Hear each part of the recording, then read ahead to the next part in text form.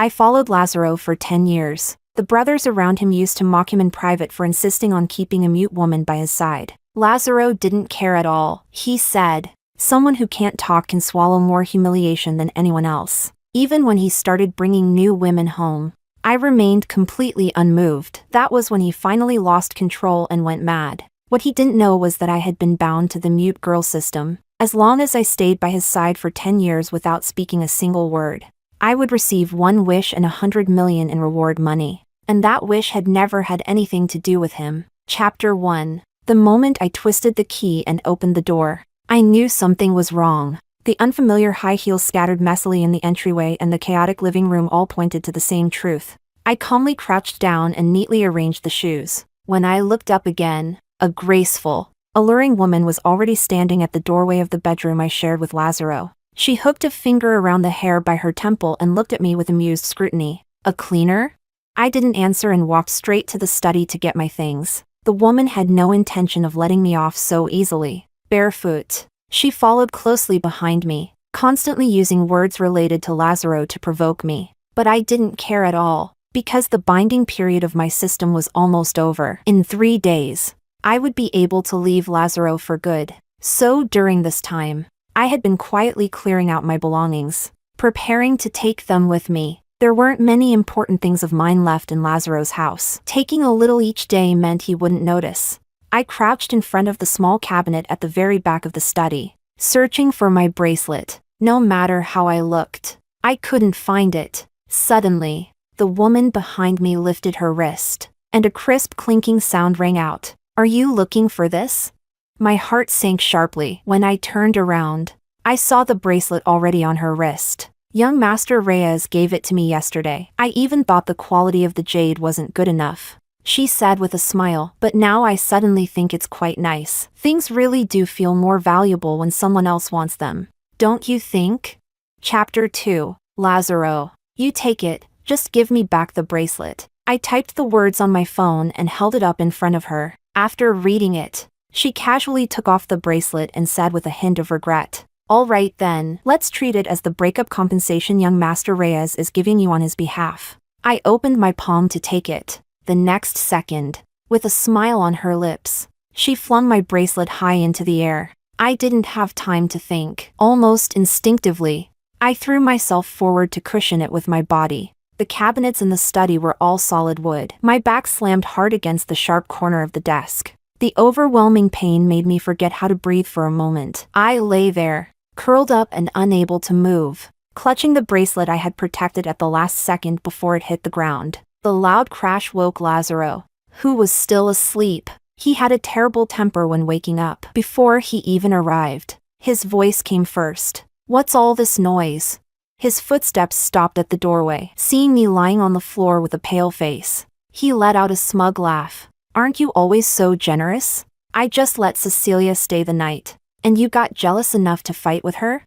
The woman called Cecilia wrapped her arm around him as if claiming credit. No, I almost dropped the bracelet just now. It was this lady who lunged forward so it wouldn't shatter. "The bracelet?" Lazaro raised an eyebrow and walked over, squatting beside me. He tried to take it from my hand, but no matter what he did, he couldn't pry my fingers open. Cold sweat beaded across my forehead as I clenched my teeth and shook my head desperately at him. His expression darkened. When he was angry, he looked especially vicious. "I told you to let go." Lazaro could take anything from me, except this bracelet. We were locked in a stalemate when his peripheral vision caught my phone lying on the floor. The still-lit screen drew his attention. He released my hand and picked up the phone, slowly reading the words on it. "Explain what this means."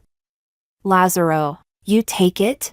Seeing this, Cecilia stepped forward at just the right moment to profess her loyalty. "She never truly loved you. Unlike me, there's only ever been you in my heart." Those words hit Lazaro's most sensitive nerve. Before Cecilia even realized what she had said wrong, he flew into a rage and threw her out, unleashing a violent tantrum inside the house. I had followed him for 10 years and was long used to this madman's unpredictable moods. While he was losing control, I packed up my things and prepared to leave. After kicking Cecilia out, Lazaro calmed down a little and sat on the living room sofa, lighting a cigarette. "I thought bringing someone home would at least make you jealous," He said coldly. I didn't expect you to care only about that damn bracelet. Even though my brother has been dead for 10 years, I still can't compare to a single bracelet of his. Is that it?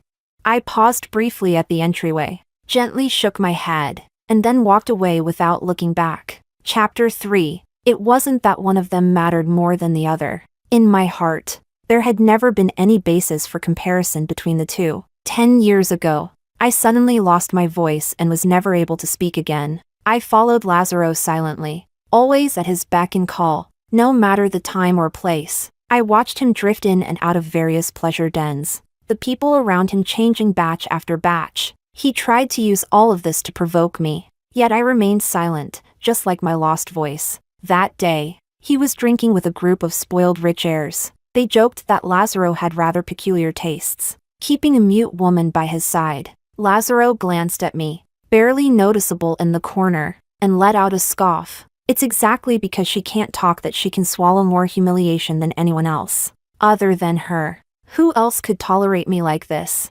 The group erupted into knowing laughter. I lowered my head even more, quietly counting down the remaining days of the system's binding. Chapter 4. I never liked Lazaro. If it weren't for that wish, I would have found it unbearable to stay by his side for even one more day. And that wish had never had anything to do with him. I took the bracelet, bought a bouquet of flowers, and drove to the martyrs' cemetery. Damien's headstone was spotless, almost without a speck of dust. Even so, out of habit, I took a handkerchief from my bag and carefully wiped the red 5-pointed star engraved on the stone. Bit by bit, he was Lazaro's half-brother. Unlike Lazaro, who was a complete and utter bastard, Damien was the best person I had ever known in my life. But for some reason, good people never seem to live long. On the day Damien died, I waited all night at Victoria Harbor. We had agreed to watch the New Year's fireworks together, but he had to cancel at the last minute after receiving intelligence from an informant. Then the fireworks erupted across the water, lighting up the entire sky. The crowd surged and dispersed, just like the fireworks themselves, fading into cold emptiness with time. Only I remained, standing there until dawn. He never came. Ben, the man who always passed messages from him to me, called later. He said Damien asked whether the fireworks were beautiful, and whether I had cried so hard that my face was a mess again. Damien was incredibly smart, so smart that he could even predict what would happen after his death. The only thing he failed to predict was my obsession. If fate insists on tearing lovers apart, on letting good people die young, then I will defy it all. Old Lee, the caretaker of the cemetery, happened to see me and greeted me. You're here again? I've been seeing you come by a lot lately. I smiled and nodded in response. Yes, in just a few more days, I'll be able to bring him home, because my wish is to bring Damien back to life. Chapter 5. After leaving the cemetery, I didn't return to Lazaro's place. Instead, I went to the small apartment Damien and I had bought together while he was still alive. The two of us had almost drained all our savings to afford this place. When Damien died, it was still nothing more than an unfinished shell. Over the years, I had lived frugally, using my salary little by little to complete the renovation. Every carpet, every table and chair, every warm light had been chosen according to the preferences we shared. As long as he came back, this place would finally become a real home. In the quiet of the night, the urgent knocking at the door sounded especially piercing. I got up and looked through the peephole, only to see Lazaro holding a bottle of alcohol. His face was flushed, his steps unsteady, shouting for me to open the door. Frowning, I immediately turned off the lights, pretending no one was home. When knocking got him nowhere, Lazaro let out a cold laugh, set the bottle down, and kicked the door hard. I leaned against the door, yet the vibration still made my heart jolt. I've been standing downstairs for half an hour already. I saw your lights on a long time ago. I know you're inside. Open the door. If you don't open it, we're breaking up. I'll count to 3. This was Lazaro's usual trick. Every time we had a disagreement or conflict, he would threaten me with a breakup. I couldn't leave him, so I always backed down. To him, this tactic never failed. 1, 2. Lazaro's countdown was like a blunt blade sawing at my heart. Only 3 days left. I couldn't break up with him now, or everything would be wasted. I took a deep breath, opened the door quickly, stepped out, and shut it behind me. If I didn't want Lazaro to come inside, then I could only go out. The lights in the stairwell flickered constantly. Most of Lazaro's face was hidden in the shadows. He stared at me with gleaming eyes, his tone noticeably lighter. I knew it. You wouldn't leave me. He was tall. With one hand, he easily pinned me into the corner behind the door. The heavy smell of alcohol made me uncomfortable. I turned my head away, avoiding his advances. Lazaro paused, then seemed to think of something and chuckled softly. What? Standing in front of my brother's place, trying to act all chaste and loyal for him to see? He had always spoken viciously. Even though I tried not to let his words get to me, I still felt the urge to slap him to death. If you ask me, you two really were a perfect match back then. One of you played the high and mighty act and refused me, then came running back to me the moment my brother died, sticking with me for 10 whole years. The other played the high and mighty act and refused to acknowledge my father, insisted on becoming some kind of cop, and ended up dead without even a body left to recover. Hope, tell me, if my brother knew down there that I still got my hands on you, what kind of expression do you think he'd have? All right, I really couldn't hold back anymore. Before Lazaro could keep talking, I slapped him hard across the face. I was shaking all over with rage. Lazaro could say whatever he wanted about me, I didn't care. But in this world, the person least qualified to judge Damien was him. Chapter 6. Lazaro Reyes grew up under the extravagant indulgence of the Reyes family's vast empire. Damien didn't. Neither did I. We both grew up in an orphanage. In my first few days there, I didn't dare speak to anyone, even though everyone there was a child. Where resources were scarce, a brutal hierarchy naturally formed. My share of food was always snatched away by children a little taller and stronger than me. They gave me the dampest, foul-smelling bedding and made me do all the filthy chores no one else wanted. As time went on, my body broke out in rashes, and I became the skinniest, sickliest child in the entire orphanage. Whenever prospective adopters saw me, they pinched their noses and walked around me. One child after another was adopted. I was always the one left behind. The headmistress looked at me, shaking her head, and gave me a new name. She said, "Let's call you Hope." Could Hope be adopted? Would Hope one day walk far away? My name was a distant, untouchable concept, and it seemed to doom my life, no matter what I wanted. I was always just a little short on luck. Then our orphanage merged with another. More children appeared, children I could never compete with, and my chances of being abandoned and bullied skyrocketed. One night, I decided to run away. I hid in grass thick with flies and insects, lying low for an entire day. The scorching sun and my parched lips drained what little strength I had left. Finally, when they gave up searching and prepared to turn off the lights for the night, my chance came. I tied strips torn from a bedsheet to the wall. Less than 20 centimeters from the top, the cloth snapped. I fell from the wall and broke my leg. I was caught anyway. After the headmistress lashed me viciously with a bamboo rod, she locked me in solitary confinement. When the punishment period ended, the one who came to take me out was a boy a few years older than me. He was far too steady for a child. His face still held traces of youth. But when he spoke, he was serious and composed. He told me, "If you want to leave this place, the first thing you need to do is give up the idea of running away." After that, he taught me how to resist, how to fight for the things that were rightfully mine. I helped him feed the stray cat in the backyard. Just as homeless as we were, he saved up an entire year's worth of labor credits just to exchange them for a birthday cake made entirely of vegetable cream for me. Gradually, I became curious about him. I asked, "You don't have any disabilities or illnesses, and you're good-looking too. How could no one want to adopt you?"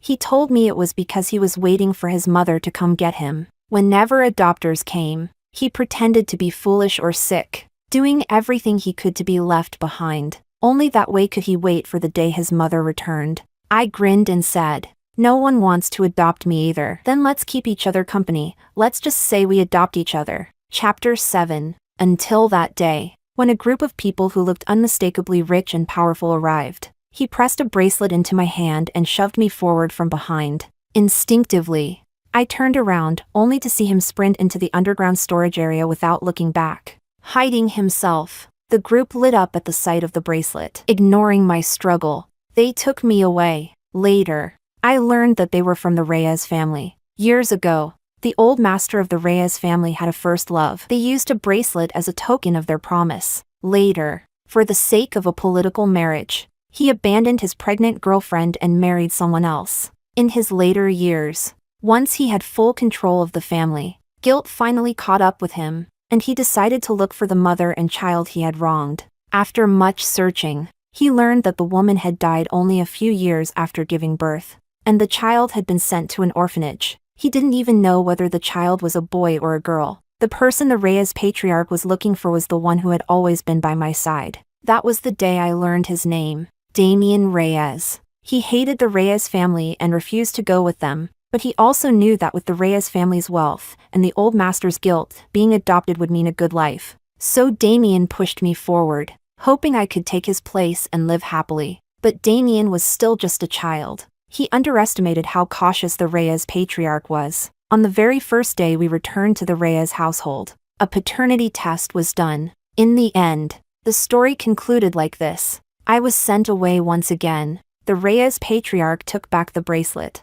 and Damian was dragged out of the orphanage and taken away by the Reyes family. Chapter 8. If the story had ended there, I might have considered it a kind of closure. Some warmth, once briefly possessed, can save me tens of thousands of times during countless cold, lightless nights. But if you keep holding it tightly in your palm, it will burn through flesh and bone, leaving only unbearable pain. My name is Hope. Hope who is always just a little short on luck. At 19, in order to save up tuition and living expenses, I took a leave of absence and worked at a 24-hour convenience store in Sinshasui. That night, it was my turn to work the night shift. During the handover, my co-worker reminded me, things haven't been very peaceful around here lately. Be careful since you're alone. The alarm button is under the counter. I said okay, but I didn't really take it to heart. The convenience store was quiet in the dead of night, with only the ticking of the clock echoing. The doorbell rang,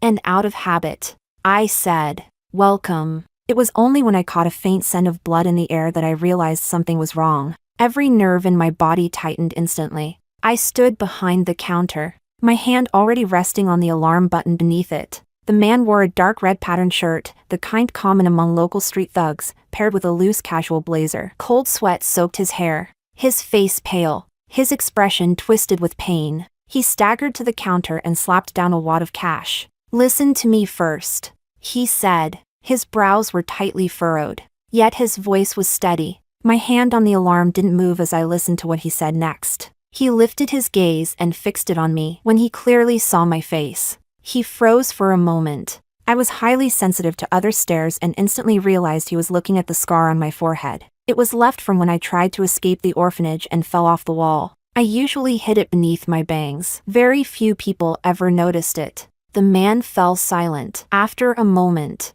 he spoke cautiously. "Hope?" Chapter 9. Hope, so we can meet again? When fate strikes, none of us knows whether it is a blessing or a punishment. It is simply destined to happen. Damian and I had no time to reminisce. The group tailing him was already closing in. The stockroom was well hidden. I concealed him inside. The alarm button under the counter proved crucial. When they grabbed my throat and demanded to know where Damian was, I pressed the alarm with everything I had. The leader cursed loudly at the subordinate who wanted to shoot me on the spot. "Are you trying to get us killed?"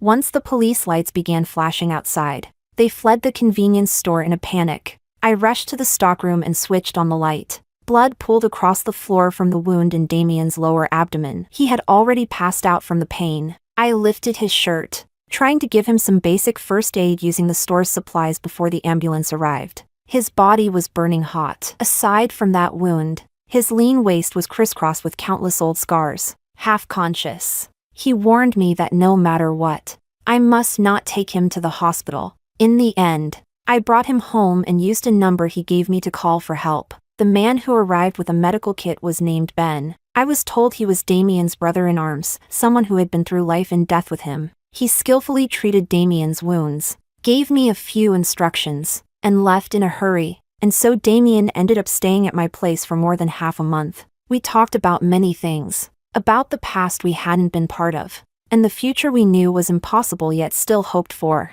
Some people see each other every day and still can't fully entrust their hearts. And some people, even after years apart, even when their faces no longer match the memory, can instantly fill every blank from the past. As if we had never been separated. Damian Reyes told me that after the Reyes family lifted his confinement, he had returned to the orphanage to look for me. But by then, I had already successfully run away. He disliked that household. He would rather be a free beggar than become a polished ornament of the Reyes family. When he came here, at first he only wanted to put as much distance as possible between himself and the Reyes family. Later, he found a cause here that he was willing to fight for his entire life, and so he stayed. I asked him what exactly he was doing. Damian said, "As you can see, collecting protection money." There was really nothing about collecting protection money that seemed worth dedicating a lifetime to. Then why refuse to go to the hospital, no matter how badly injured? Damian answered casually, "No medical insurance. Can't afford it." He was willing to answer all my questions, except these two. I wasn't stupid, even without the truth. I could vaguely guess the reality. We shared an unspoken understanding and never brought it up again. Chapter 10. He came here to escape the Reyes family and pursue his ideals.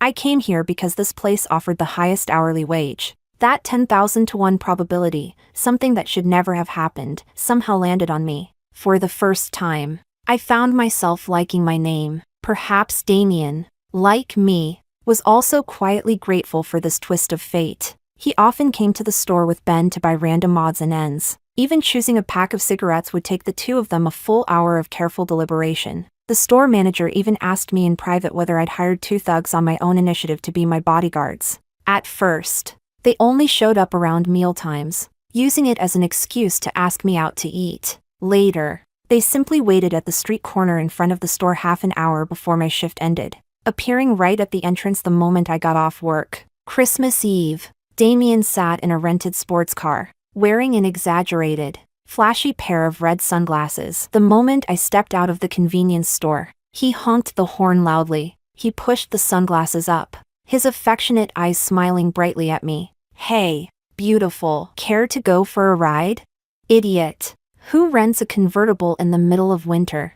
The biting wind taught Damian a lesson in less than 2 minutes, and he quickly put the roof up. By the harbor stood a Christmas tree as tall as a small villa. When the lights came on at night, it looked from afar as if crushed diamonds had been scattered across its branches. Before coming out, a coworker had used a curling iron to give me big waves. She said once I curled my hair, I'd turn into a fashionable Hong Kong girl and charm my boyfriend to death. Boyfriend. That word echoed in my mind over and over again. Each time made my heart pound like a drum. I didn't know whether Damian was charmed, but all night long he kept resting his chin on the top of my head, rubbing back and forth. I heard him mumble softly.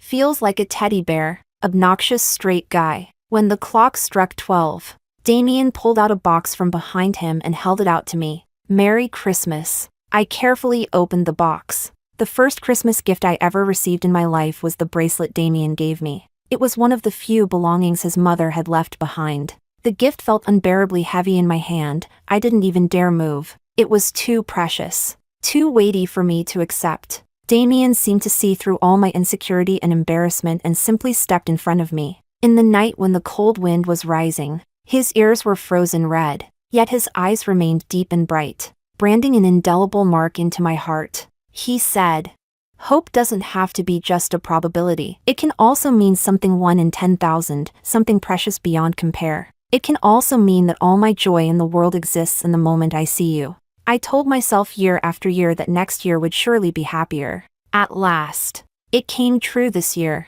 Winter is here again. Damian, let's spend it together. Chapter 11. After Christmas, Damian didn't show up for a very long time. I couldn't get through to him on the phone. Only Ben would occasionally come by the store to let me know that Damian was safe. I asked him when Damian would be back. Ben scratched his head, clearly. Damian hadn't given him a definite answer either. Days passed quietly, without waves or storms. The store brought in new co-branded products again. I was busy stacking several large boxes of goods onto the shelves. After crouching for too long, the moment I stood up, the world spun violently. My body tipped backward on instinct. Abroad, Warm hand caught me at once. Damien appeared behind me out of nowhere. It felt as though he had been there for a long time, and I was simply too slow to notice him. He just looked at me quietly. The tenderness overflowing in his eyes effortlessly erased all the distance of these past days. Overjoyed,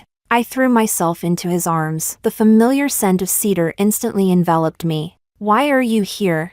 Didn't you forget? I'm a thug now," he said lightly. "I'm here to collect some protection money from you." As he spoke, Damien wrapped me into his arms with his heavy coat and lowered his head to place a gentle kiss on my brow. From that day on, every time I stood in front of that shelf arranging goods, I would hope Damien might suddenly appear behind me again. After Damien died, this feeling only grew stronger. Even when I stood in front of similar counters in other supermarkets, I would feel the same expectation. I waited for a warm embrace. I waited for the familiar cedar scent. I turned around 10,000 times, yet not once did my wish come true. Fate had never been kind to me. Every gift that made me lower my guard was eventually taken back in an even crueler way. Chapter 12. After enduring Lazaro's drunken chaos, I called the butler at the Reyes family's old residence and had him take Lazaro back. He raved wildly, drunk and out of control. One moment he cursed at me,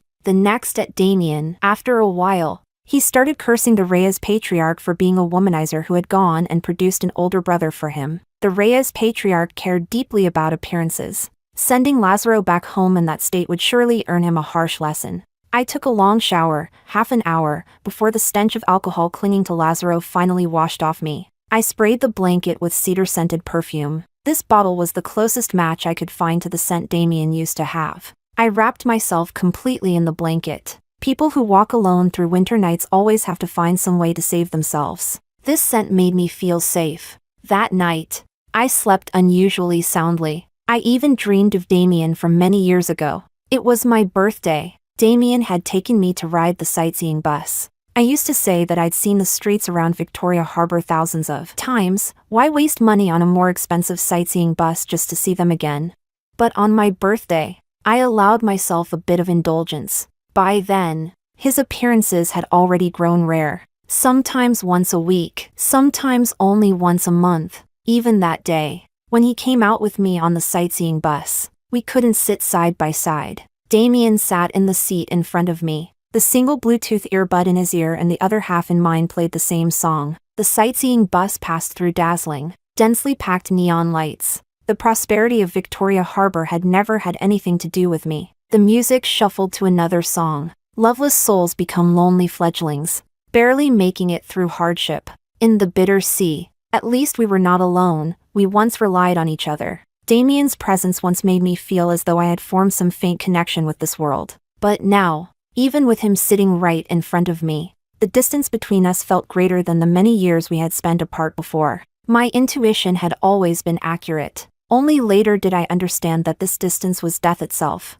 In the first half of life, we were separated by living worlds. In the second half, by death. If bitterness truly gives way to sweetness in the end, then I truly don't know what kind of sweetness could ever be worthy of such a journey of suffering. Chapter 13. The next morning, as soon as I woke up, I booked a flight. I wanted to go to Victoria Harbor. I wanted to go to that convenience store in the suburbs. The closer it got to the day Damien was supposed to come back, the more uneasy I felt. The moment the plane landed, dozens of messages from Lazaro flooded my phone. In Lazaro's mind, as his girlfriend, I was supposed to be on standby 24 hours a day and reply to his messages instantly. No matter when I scrolled through them, there wasn't a single message about breaking up. Then there was no need to reply. When I got on the double-decker sightseeing bus, Lazaro, like a persistent ghost, called again. Calling a mute person, I honestly didn't know what Lazaro was thinking.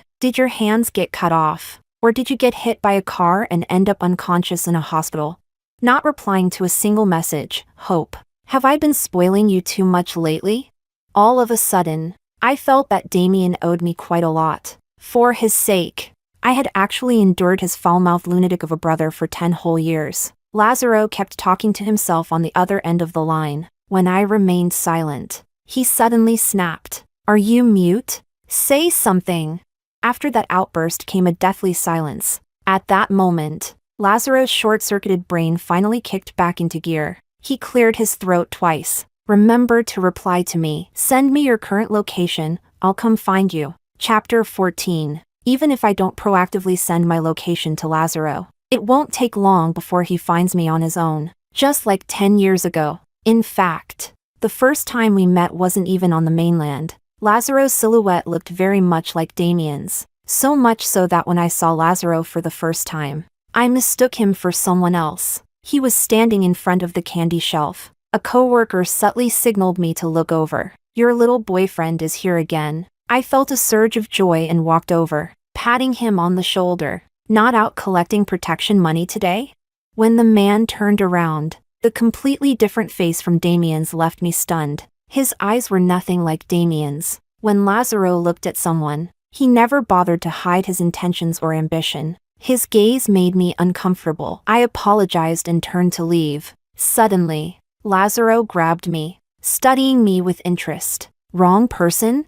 Yes, I'm very sorry, sir. Judging by your accent, you're from the north, right? I nodded, only wanting to get away as quickly as possible. So am I, and I have an older brother who is too. He ran off here on his own. Maybe you mistook me for him. Just as I was thinking there couldn't possibly be such a coincidence, Damien appeared. He rushed over and forcibly pulled me away from Lazaro, shielding me behind him as if facing an enemy. What are you doing here?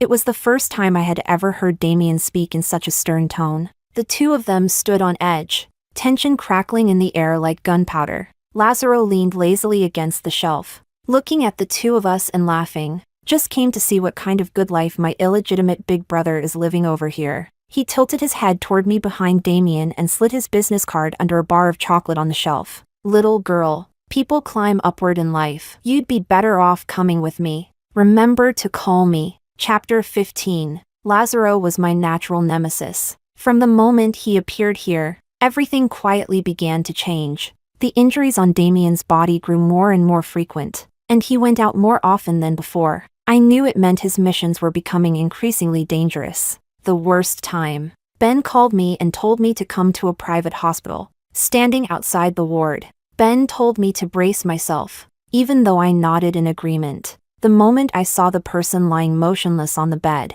the defenses I had built so carefully collapsed in an instant. Damien's face was deathly pale. Not a trace of color left. He looked like he was sleeping, yet also like he was dead.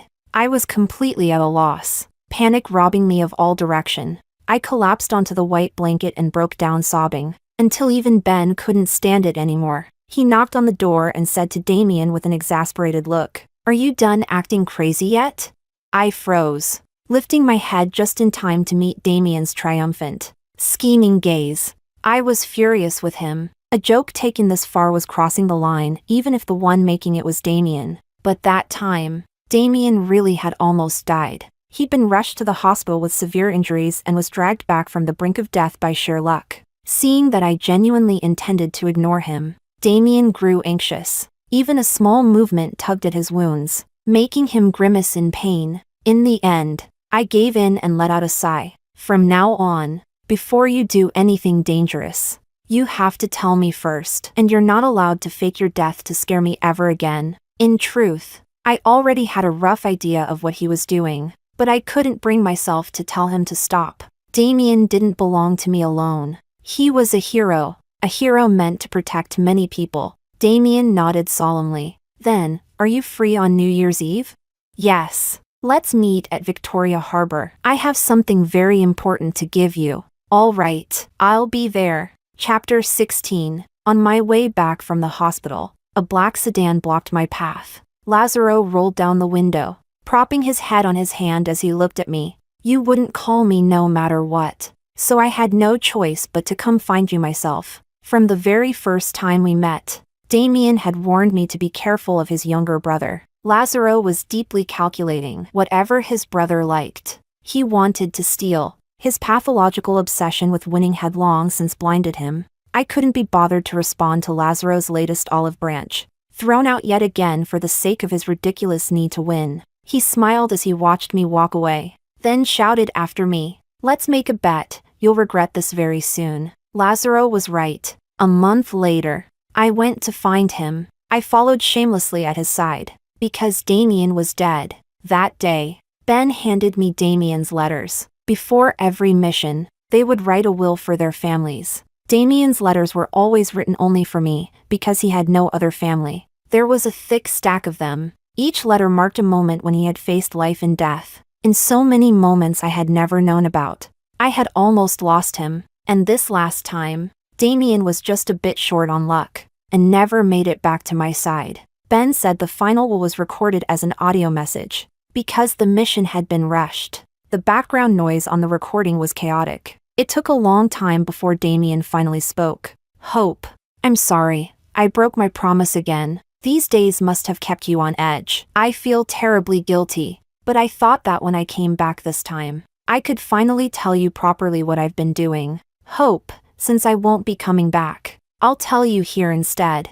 I'm a police officer. 2 years ago, we discovered collusion between illegal traders, gangs, and drug traffickers in this area. To wipe them out completely, the team sent me undercover as a street thug. We've already taken down 4 of their bases. There's only 1 left. Once this mission is over, I'll file a report and take a proper break. Let's go back to our hometown together. I'll cover your tuition. I even bought a place back home. It was meant for you. I pulled out the property deed that had been pressed beneath the stack of letters. Damien suddenly let out a soft laugh. After all, your household registration is over there. It'd be hard to move it here. I couldn't hold it in anymore and laughed through my tears. Then we'll renovate together, buy furniture we like together, and live together. Damien took a deep breath, sounding a little nervous. Hope, I like you. The recording ended.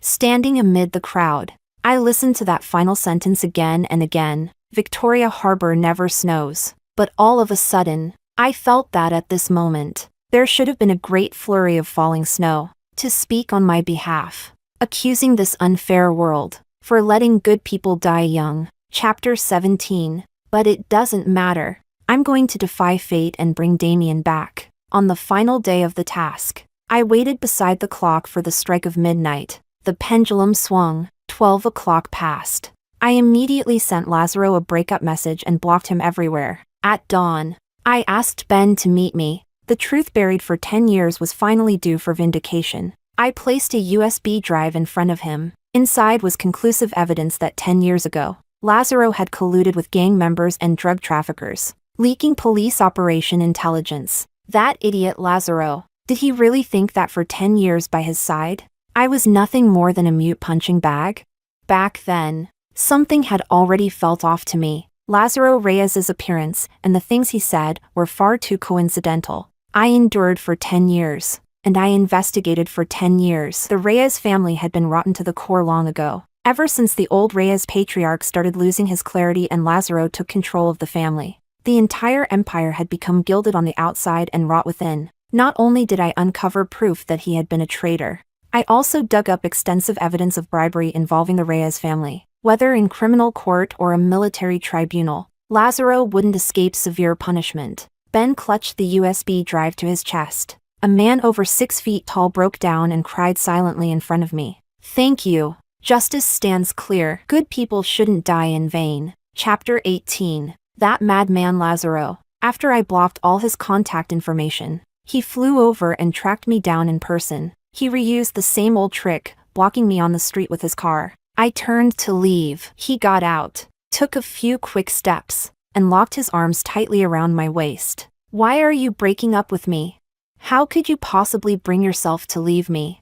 His breath brushed against my ear, sending a chill through my entire body. I struggled free, turned around, and slapped him hard across the face. Lazaro wasn't prepared. The blow sent him staggering, nearly losing his balance. He covered half his face, staring at me in disbelief. Hope, why? I took a deep breath and said calmly, save your questions for your lawyer. I think you're about to be very busy. Lazaro focused on the strangest detail. He barely listened to what I said, instead rushing forward in delight and grabbing my shoulders. Hope, you can talk now? When the system first came to me with this task, it allowed me to choose one side effect. I chose silence. With some people, Even one extra word is too much. With others, 1,000 words are still not enough. Lazaro belonged to the former. I had nothing to say to him, so I chose to be mute. I slowly pried his fingers off me, one by one. Then, word by word, I said, "Not only can I speak now, when we get to court, I'll testify with everything I have. Traitor, you'd better be prepared to rot in prison." Lazaro frowned, looking as though I had wounded him deeply. "Hope, I don't understand. We were fine just days ago. If you're angry about me giving your bracelet away, I apologize. I just wanted a little more of your attention. Hope, can we stop doing this?